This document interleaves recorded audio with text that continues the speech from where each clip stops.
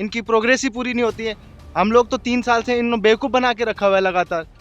DGM साहब है, DGM साहब बोलते हैं हाँ जी आपके काम, आपकी फाइल तो वहाँ चलेगी। कब से जा रही हो फाइल? 2 साल से इनकी फाइल यहाँ नरेंद्र टिहरी से ऋषिकेश से टिहरी घूम रही है इनकी फाइल।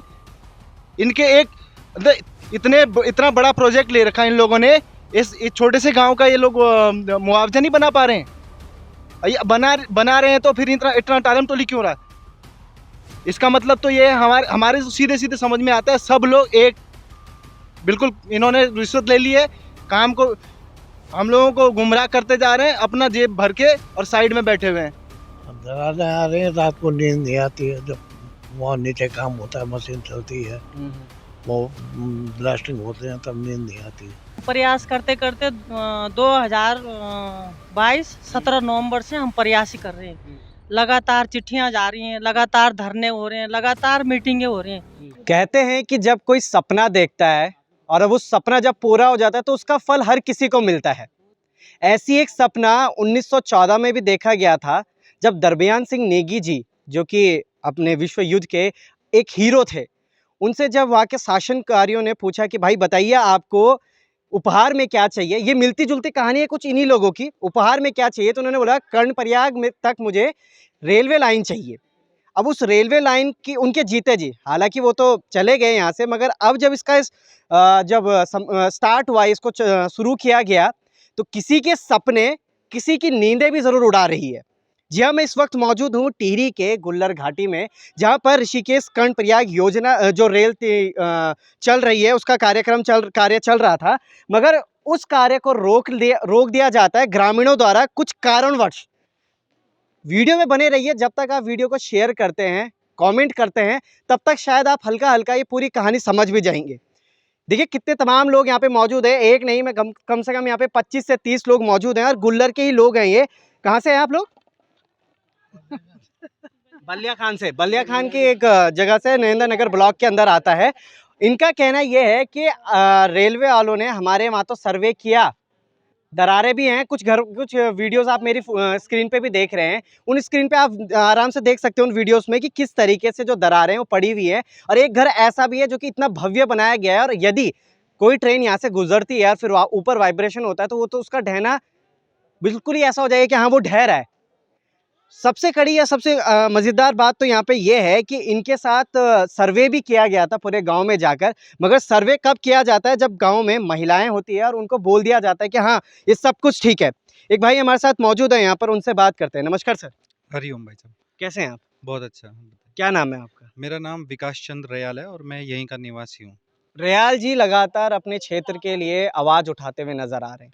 लगातार वो देखते हैं कि किस तरीके से गांव पहाड़ों में जो समस्याएं हैं उनके बारे में विचार करते रहते हैं, और एक समस्या ये भी उनके पास है। इनसे भी हम बात करेंगे, समझने की कोशिश करेंगे कि आखिर क्या पूरा का पूरा मामला है। तो क्या है पूरा मामला? ये जो ऋषिकेश कर्णप्रयाग रेल परियोजना है, हमें ये उम्मीद नहीं थी कि इससे एक बहुत अच्छी बात है ये हमारे उत्तराखंड स्टेट के लिए। लेकिन जब यहाँ से रेल परियोजना जाती है तो हम लोगों को इसका बहुत ज़्यादा खामियाजा भुगतना पड़ता है। जब ये रेल परियोजना स्टार्ट हुई तो यहाँ पे हमारे गांव में लोगों के मकानों में दरारें पड़ने लग गई, हमारे पानी के स्रोत सूख गए, हमारे जो ज़मीन है खेती बाड़ी जिनमें होती थी वो ज़मीनें फटने लग गई। अच्छा। तो ये तमाम जो प्रॉब्लम्स हैं ये क्रिएट होने लग गई।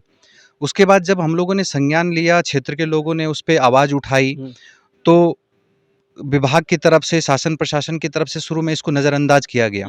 लेकिन जब पानी की समस्या क्रिएट होने लगी, एकदम से अचानक रातों रात हमारे स्रोत सूख गए, तब कहीं पर इनको लगा कि हाँ हमारी वजह से कुछ ना कुछ दिक्कतें हो रही हैं। फिर इन्होंने सर्वे स्टार्ट किया। तब सर्वे स्टार्ट किया जब मतलब इतनी सारी दिक्कतें आने लगी। एक सवाल और में, उससे पहले जब यहाँ पे तमाम सर्वे हुआ होगा, अधिकारी लोग आए होंगे, उस वक्त गांव के बारे में नहीं सोचा गया? फिर गांव में कोई अधिकारी नहीं गया था कि भविष्य में अगर यहाँ पे कोई टनल बनती है और उसका कुछ ऐसा खामियाजा लोगों को भुगतना पड़ेगा, तो उस समय कोई सर्वे ऐसा नहीं किया गया था क्या गांव में? ये तो अब विभाग ही बता सकता है कि उन्होंने सर्वे किया या नहीं किया। लेकिन मुझे लगता है कि अगर उनको सर्वे उन्होंने किया तो उनको लोगों को बताना चाहिए था कि भैया आपके गांव के जस्ट घर के नीचे से ट्रेन जा रही है, यहाँ सुरंग जा रही है, आप लोगों को ये समस्या हो सकती है, तो इनको पहले बताना चाहिए था ना। लेकिन इन्होंने बताया नहीं। इट मीन्स इन्होंने सर्वे किया नहीं किया ये हम बोल भी नहीं सकते। तो ये सारी इन्होंने बिल्कुल नजरअंदाज किया और लोगों को जिसकी वजह से आज सड़कों पे उतरना पड़ रहा है और अपने घर से बेघर होना पड़ रहा है। अब ये देखिएगा कितने यहाँ पे मुझे ज़्यादातर तो सब बुजुर्ग ही दिख रहे हैं, 1 2 3 4 5 6 लोग, मतलब लगभग मुझे बुजुर्ग दिख रहे हैं। इन्होंने अपने के लिए घर बनाया है ऊपर। जब घर बनाया है तो सोचिए नीचे से अगर ट्रेन गुजर रही है और उसका जो वाइब्रेशन होगा तो ऊपर कितना ज़्यादा उसका असर पड़ेगा। ऊपर असर पड़ता है तो फिर उसका ढहना लाज़मी हो जाएगा कि हाँ, वो ढहेगा ही ढहेगा, वो पत्थर से बना हुआ है। दूसरा कुछ मुआवज़े की बात आप कर रहे थे अभी। जी, तो सर्वे के बाद जो रूल्स के अकॉर्डिंग जो मुआवज़ा का तरीका होता है, वो इन्होंने अपनाया। अच्छा। वो हमने भी उसकी स्टडी करी। हुँ। तो उस स्टडी के अकॉर्डिंग ये है कि आपकी छत नापी जाती है और हुँ। छत के अकॉर्डिंग आपको एक मुआवज़ा दिया जाता है। हुँ। अगर पूरा घर का मुआवज़ा दिया जाएगा तो जो रेट इन्होंने बना रखा है उसका डबल होता है, अगर ज़मीन से आपको हटाया जाएगा तो उसका 4 गुना होता है। हुँ। तो इन्होंने जो शुरुआत का मुआवज़ा बनाया था, वो इन्होंने कहा कि आपको हम ये उसके लिए दे रहे हैं, रिपेयर के लिए दे रहे हैं। अच्छा। लेकिन उसमें भी हम लोग मैक्सिमम परिवार सब राज़ी हो गए थे कि हुँ। चलो ठीक है, मुआवज़ा आप दे रहे हैं, हुँ। तो ठीक है। लेकिन उसमें से जो टनल के बिल्कुल पास थे और उनको घर को बहुत ज़्यादा क्षति हुई थी, हुँ। वो उससे सैटिस्फाई नहीं थे। उन्होंने कहा ये हमारा इससे तो हमारा घर बन ही नहीं पाएगा क्योंकि हमारा घर बहुत ज़्यादा इससे डिसमेंटल हो रखा है। हुँ। तो उन्होंने कहा ठीक है हम 5-6 परिवार को अलग-सा देखते हैं, बाकी तो सब ठीक है। हमने कहा ठीक है। लेकिन 5-6 परिवार को अलग से देखते हैं। हाँ, जो बहुत अच्छा। ज़्यादा सेंसिटिव ज़ोन में थे, उनको अच्छा, अलग-सा अच्छा, बना के ठीक है, ठीक देखेंगे। है। हाँ। लेकिन उसके बाद फिर से समय बीतते गया, फिर हम दोबारा बैठना पड़ा हम लोगों को। ऐसा हुँ। करते-करते हम कई बार बैठ चुके हैं। लेकिन कई बार आश्वासन पे आश्वासन दिया, लेकिन आज तक कोई हमें सैटिस्फाई मुआवज़ा का एक तो तरीका नहीं दिया गया हुँ। और ना इनको आज तक कोई मुआवज़ा दी गई है। हुँ। तो लगातार ये गुमराह किए जा रहे हैं और उस मुआवज़ा में भी इन्होंने किस माध्यम से अच्छा, एक प्रतिनिधिमंडल भी जब इस इनकी तरफ से बनाया गया, हम लोगों को 5-7 लोग थे जो प्रतिनिधिमंडल इनको देख रहे थे। हुँ। अपनी समस्याओं को हम लोग डायरेक्ट शासन प्रशासन से बात करने जाते थे। हुँ। तो इन्होंने इस मुआवज़े को बनाने के लिए एक बार प्रतिनिधिमंडल को क्यों नहीं हेल्प लिया? बिल्कुल। आप अपनी मर्ज़ी से ये जो परसेंटेज का हिसाब है, ये कुछ समझ में नहीं आता हमें, क्या है ये परसेंटेज हिसाब और ये कैसे लागू किया आपने? हुँ। ये भी पहाड़ी क्षेत्र में। हुँ, हुँ, हुँ। आप प्लेन्स में कर सकते हो क्योंकि वहाँ पे हर चीज़ संसाधन है, सब कुछ आराम से चीज़ें की जा सकती हैं। इस पहाड़ में आदमी जो ₹2 की ईंट है, हमें ₹7 की पड़ रही है। और आप कह रहे हैं कि यहाँ से वहाँ तक एक रूल्स और रेगुलेशन बनेगा। फिर आप कभी उसको 10%, 5%, 2% बोल रहे हो, आज आप क कहीं 70%, 80% बोल रहे हो। जो रेलवे के ऊपर 14 मीटर ऊपर 20 मीटर है, उनका आप 30-40%, 60% बना रहे हो। जो रेलवे से थोड़ा और डिस्टेंस में, उनका आप कुछ और परसेंटेज बना रहे हो। मतलब सेम चीज़ में आप अलग-अलग डिफरेंसेस कैसे दिखा रहे हैं? क्या ये बिल्कुल, रूल्स बिल्कुल, है, क्या बिल्कुल सही। रेगुलेशन कुछ समझ में नहीं आ रहा है। ऐसी एक कहानी सिलक्यारा में भी हमने आपको दिखा दी, कैसे पूरी की पूरी जो टनल थी वो ढह जाती है। अंदर 41 जो श्रमिक थे वो अंदर फँस जाते हैं। तो उसके पीछे भी कुछ न कुछ यही वजह ज़रूर रही हो कि सही तरीके से सर्वे नहीं किया गया। आज जब आप यहाँ पे डायनामाइट वगैरह यहाँ पे फोड़ते हैं या फिर कुछ तमाम जो पत्थर अंदर जाते हैं, ट्रक अंदर जाते हैं, उनके उनके हल्के से अंदर जाने में सोचिए कितना वाइब्रेट होता है। ऊपर एक सड़क और जा रही है, जो लगातार जो यहाँ से मुझे लगता है गुल्लट टू गजा पट्टी पे आती है ना? पाऊ की देवी में ये मिलती है। इस सड़क पर एक लगातार गाड़ियाँ चल रही है, उसका भी कुछ वाइब्रेशन होगा। अंदर जो ट्रेन जाएगी उसका भी कुछ वाइब्रेशन होता है और हम कहते हैं कि हम डिजिटल कर रहे हैं पूरे उत्तराखंड को, हम एक नया चीज़ लेके आएँगे, मगर उस नई चीज़ के पीछे हम काफ़ी चीज़ें छोड़ रहे हैं। जैसे ये कुछ लोगों का रोज़गार जो कि हाईवे से सटा हुआ है, यहाँ से सड़क जाती है। आपको बता दूँ ये इसका पैसेज सेकंड पैसेज है यहाँ पे ऋषिकेश से कर्णप्रयाग जाने का। इससे पहले वाला शिवपुरी में, उसका तीसरा वाला यहाँ से ब्यासी में है, फिर ऐसे देवप्रयाग में, ऐसे आगे और सारे हैं। मगर आप ये सोचिए कि 3,338 करोड़ का बजट बनाने के बाद अगर कुछ ऐसे जो हमारे आम लोग हैं वो परेशान होते हैं, तो फिर ये कहाँ का विकास है और ये कहाँ की चीज़ें ऐसी हो रही है। सर और क्या ऐसी चीज़ें आपने बात करी थी इन तमाम अधिकारियों से? जी, बाकी हम लोगों ने जो एक तो रोज़गार को लेकर के भी किया था कि अगर यहाँ पे कोई ये रेलवे का इतना बड़ा परियोजना चल रहा है, तो हमारे क्षेत्र में बहुत सारे लोग हैं जो योग्य हैं, हुँ। उनको रोज़गार दिया जाए। केंद्रीय प्रोजेक्ट चल रहा है, हुँ, हुँ। वैसे भी होता ही 70% आप लोकल को रोज़गार लोगों को देना पड़ता रोज़गार है। देते हैं। लेकिन इसमें रोज़गार में भी हमारे लोगों को बहुत पीछे रखा गया है इसको लेकर के। हम लोग हर तरीके से देखिए उत्तराखंड के लोग बहुत भोले हैं और इनको हर तरह से क्या लगातार बहलाया जा रहा है, लगातार हम अब बड़े शांत तरीके से हम अपनी बातों को रखते हैं, शांत तरीके से हम अपनी माँग को कर रहे हैं। लेकिन कहते हैं ना कि अगर किसी को ज़्यादा सताओगे तो फिर उसका नतीजा बुरा होगा। बिल्कुल, घड़ा जब भरेगा तो छलकेगा भी ज़रूर और एक दिन फटेगा भी ज़रूर। तो ये लोग छलक तो ज़रूर गए हैं, मगर अब फटने की बारी है, तो शायद अब लोग यहाँ पे मौजूद हैं। नमस्कार सर, बहुत-बहुत धन्यवाद आपका। एक बुज़ुर्ग भी हमारे साथ मौजूद है यहाँ पे। नमस्कार सर, कितने साल के होंगे आप अभी? मैं 72। 72 साल की। 72 साल की उम्र है, गाँव में ही रहे हैं? हाँ, गाँव में हूँ, अपने घर में रहे हैं? अपने घर। आज आपके घर पे दरारें आ रही हैं। दरारें आ रही हैं, रात को नींद नहीं आती है, जब वहाँ नीचे काम होता है, मशीन चलती है, वो ब्लास्टिंग होते हैं तब नींद नहीं आती है। ब्लास्टिंग होती है तब नींद नहीं आती है। और आप समझ रहे हैं, हम चलिए ठीक है, ये बहुत अच्छी चीज़ है कि हम चार धाम को बहुत सुगम बना देंगे, ट्रेन आ जाएगी, लोगों को थोड़ा बहुत रोजगार भी मिल जाएगा। मगर जो लोग पहाड़ में सच में रहना चाहते हैं, आधा पहाड़ की अगर हम बात करें, आधा पहाड़ खत्म हो चुका, मतलब पलायन हो चुका वहाँ से। मगर जो लोग रहना भी चाह रहे हैं, वो लोग डर डर के अब यहाँ पे रह रहे हैं। सर क्या मांगे आज लेकर आप यहाँ पर आए हैं, कि आज क्या चाहिए आपको? हमको तो जमीन की क्लेम चाहिए पूरी। पूरी हाँ, जमीन की क्लेम चाहिए पूरे। अच्छा, आपको जमीन का क्लेम चाहिए। हाँ। क्लेम तो कह रहे कि ये दे रहे हैं आपको कुछ परसेंट, उसके बारे में कहाँ दे रहे हैं? कह रहे कि कुछ 50% आपको मिलेगा इसका। हाँ, 50% में मकान बन जाएगा। और मकान या तो मकान बना के दो या तो मकान बना के दो, या हाँ। फिर या विस्थापित कर दो पूरा। पूरा विस्थापित कर दो। बस। आप समझ रहे हैं, मतलब वो खड़े भी नहीं हो पा रहे थे। अभी थोड़ी देर पहले मैं देख रहा था उनको, डंडी लेकर यहाँ पे आए, मगर फिर भी चीज़ कुछ नहीं है। चीज़ सिर्फ इतनी है कि हमने जहाँ अपना बचपन बिताया है, जब वो टूट रहा होता है ना, तब उनकी आंखों में आंसू ज़रूर होंगे। जब वो दरारें पड़ रही होंगी तब उनकी आंखों में ज़रूर होंगे। मैं एक बार फिर से आपको एक फुटेज दिखाता हूँ। मेरी स्क्रीन पे आप देख रहे होंगे, एक मकान है, इतना अच्छा मकान बना रखा है। सोचा होगा कि मैं वापस रिवर्स माइग्रेशन करता हूँ, ऊपर जाता हूँ, अपने पहाड़ में रहूँगा, साथ में रहूँगा, और उसके बाद कुछ ऐसा हो जाता है। चलिए, अगर ये चीज़ें हो रही है, सुगम बनाने के लिए चीज़ें हो रही है, मगर इनके साथ जो चीज़ें हो रही है उसका भी क्या कहेंगे? नमस्कार मैम, क्या नाम है आप? शाकंभरी शाकंभरी। क्या के बाने खमाया आज? यहाँ को आया क्या हम तो बिल्कुल दब जोला वो बाबा। दबजोला। हाँ, हाँ। यहाँ को आया माया यहाँ। ना। और क्या क्या मांगना है आज? जब सोरंग बना तो बहुत ज्यादा हल गया जाना मकान। अच्छा, हाँ, यहाँ को आया माया कितना परिवार है अनंतपुर गाँव में? पार तेर 13 परिवार। 13 परिवार की अगर हम जनसंख्या की बात करें तो कितना हो? कति है? 70-80 लोग होंगे। हाँ, हाँ। 70-80 लोग बहुत होते हैं सर। 70-80 लोग कम नहीं होते। और जो अभी भी पहाड़ों में रह रहे हैं, सजा रहे हैं इस पहाड़ को। और थोड़ा तो सोचिएगा मैम, और इनसे बात करते हैं जरा, हम समझते हैं थोड़ी और तो अच्छे से समझते हैं। मैम, कितनी बार आपने प्रयास किया इस चीज़ के बारे में? हम प्रयास करते करते 2022 17 नवंबर से हम प्रयास ही कर रहे हैं। लगातार चिट्ठियां जा रही हैं, लगातार धरने हो रहे हैं, लगातार मीटिंगें हो रही हैं। मैं अकेली एक औरत गांव से जाती हूँ, बाकी हर कोई अपना काम देखता है। हैं इनके ब्लास्ट होते हैं रात 12 बजे 2:30 बजे। मेरे घर में एक मेरा पोता है, छोटा बच्चा, वो रात को उठ जाता है कि दादी आवाज आ रही की। ऐसे करते करते करते करते इन्होंने हमको, मतलब हर तरफ से इनकी ढिलाई हो रही है। या शासन प्रशासन कर रहा है या रेलवे वाले कर रहे हैं। अभी परसों हमारा 16 तारीख को धरना था, तो उस दिन इन्होंने स्थगित करवाया कि नटराज बुलाए इन्होंने हमको। अब क्या कर रहे हैं कि ये जो परसेंट बना रखा है इन्होंने, हम इस पे भी एग्री हो गए थे कि कुछ तो मिलेगा हमको। फिर उस पे बोल रहे हैं कि इसका परसेंट सही नहीं बनाया, कि दीवार का अलग बनना था, फर्श का अलग बनना था, बिजली का अलग बनना था।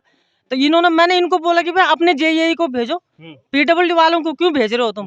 पीडब्ल्यूडी वालों को बोला, वो बोल रहे हैं हमारा फार्मूला यही है, हमने तो अपना फार्मूला अपनाया है। तो समझ सही बात है, उनका जो फॉर्मूला था उन्होंने अपना फॉर्मूला इस्तेमाल कर लिया।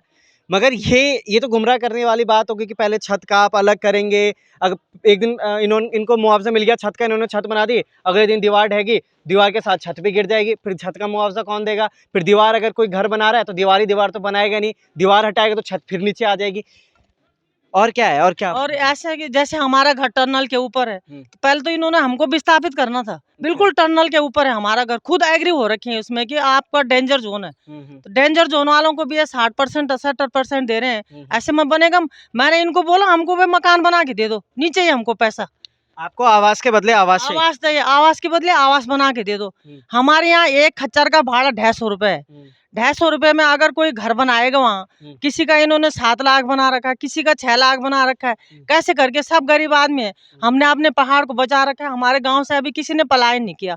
वहाँ बाग है, बगीचा है, आम के पेड़ हैं, दुनिया भर की साग सब्जी, मतलब खेती बाड़ी सब होती है वहाँ। हमारे गांव बलियाखंड से अभी किसी ने पलायन नहीं किया। लेकिन अब मजबूरन लोगों को सोच रहे हैं लोग जाने की। क्या करेंगे कि कोई किसी का परिवार रात को दब जाएगा, कौन सुनने वाला कौन है? कोई नहीं सुनता। सही बात है, ज़िंदगी ज़रूरी है। और अभी जब जैसे उन्होंने बोला कि भाई हमारे गांव से अभी एक भी पलायन नहीं हुआ है, तो आज ये मजबूर हैं। इसलिए नहीं कि इनको रोज़गार नहीं मिल रहा पहाड़ों में, इसलिए नहीं कि इनको फैसिलिटीज़ नहीं मिल रही हैं, इसलिए कि कुछ फैसिलिटीज़ की वजह से ये लोग परेशान हो रहे हैं। ये रात भर सोते नहीं हैं, घर में छोटे छोटे बच्चे हैं, वो डर के आ जाते हैं कि दादी यार नीचे मेरे को डर लग रहा है, नीचे ब्लास्ट हो रहा है, घर हिल रहा है। और गलती, ये भूकंप का जोन भी है एक, आप ये समझिए। एक झटका आएगा भूकंप का तो सारा तहस नहस हो जाएगा वहाँ। कुछ और भी लोग हमारे साथ। सर कहाँ से, यहीं से आप भी? सर मैं यही सर।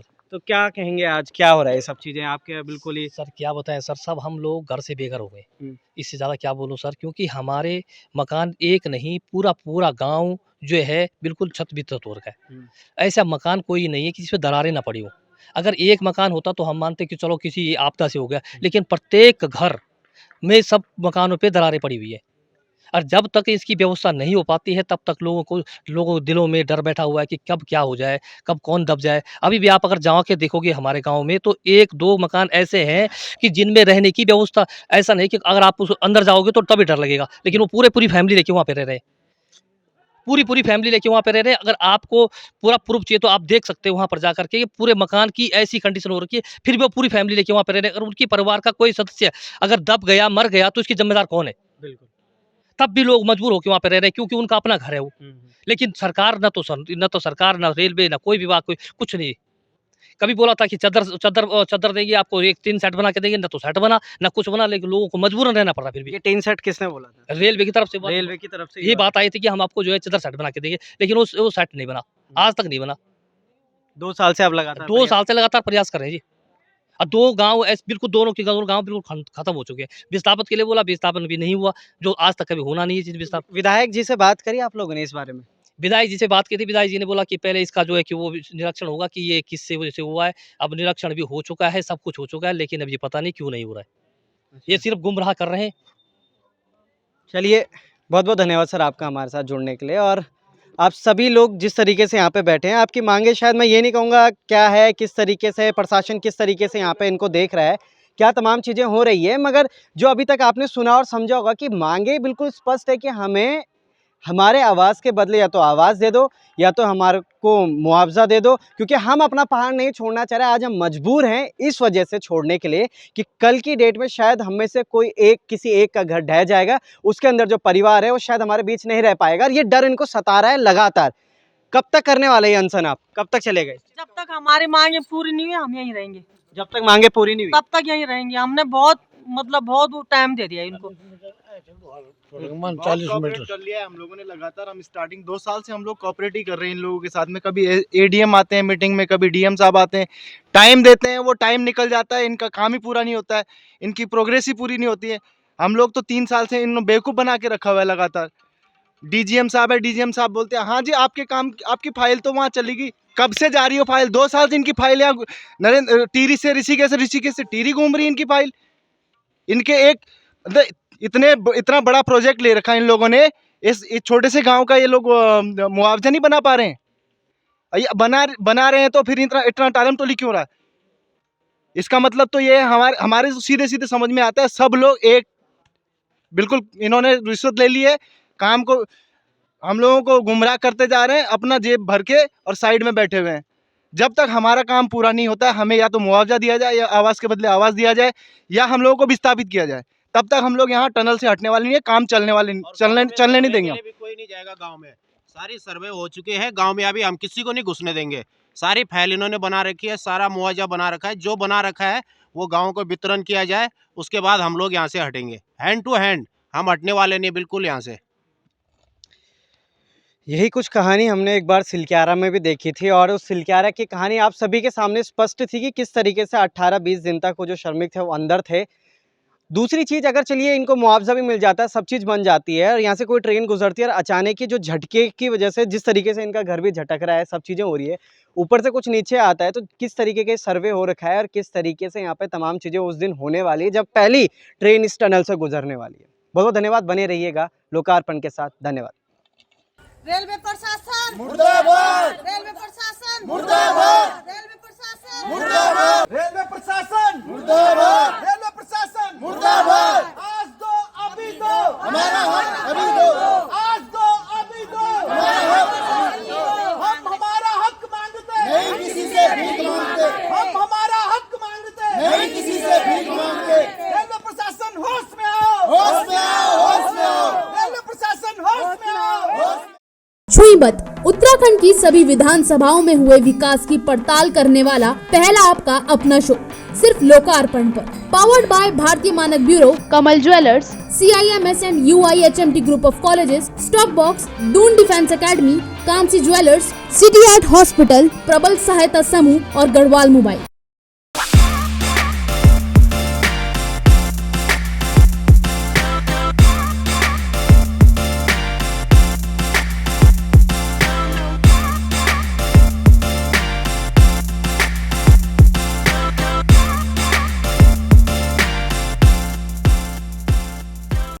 अगर करियर में सक्सेस आपका मिशन है तो उसके लिए हमारे पास एक क्लियर विजन है। CIMS combined PG institute of medical science and research, 22 सालों के एक्सपीरियंस के साथ master in physiotherapy, master of public health, master of hospital administration, MSc in medical lab technology, MSc microbiology and MSc biochemistry courses available. CIMS Dehradun affiliated to HNB Uttarakhand Medical University and Shri Dev Suman Uttarakhand University. For admissions call 90124 9006।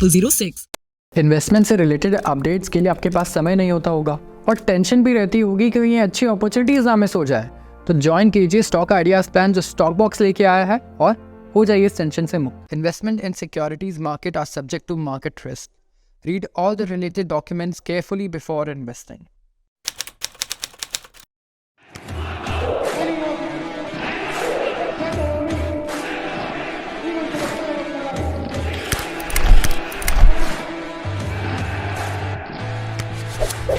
We don't have any other branch. हमारी कोई अन्य शाखा नहीं है, न कालों से सावधान।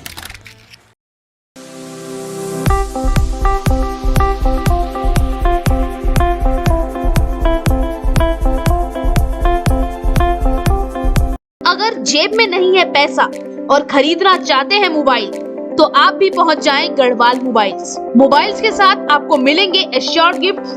भरोसे का हाथ गढ़वाल मोबाइल्स। आप भी अभी फोन करें और नीचे दिए गए नंबर पर अपना पसंदीदा फोन ऑर्डर करें।